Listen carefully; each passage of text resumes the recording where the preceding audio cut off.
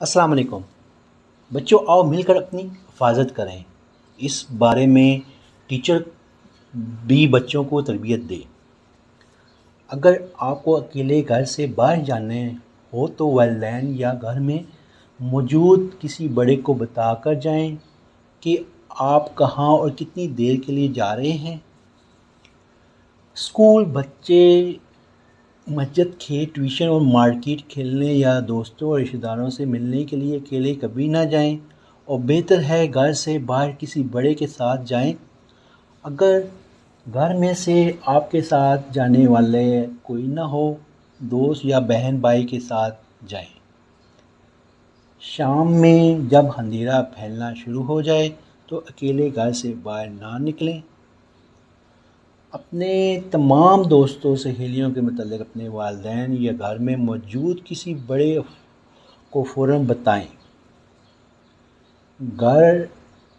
اگر گھر کے ارد گرد کوئی مشکوک شخص نظر آئے، اس کی اطلاع اپنے والدین یا گھر میں موجود کسی بڑے کو دیں۔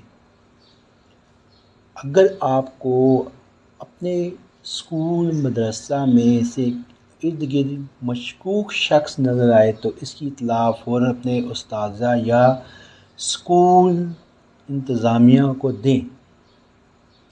اگر آپ کے والدین، بزرگوں، بہن بھائیوں کے علاوہ کوئی شخص آپ کو لاڈ پیار کرے تو اپنے والدین یا گھر میں موجود کسی بڑے کو بتائیں۔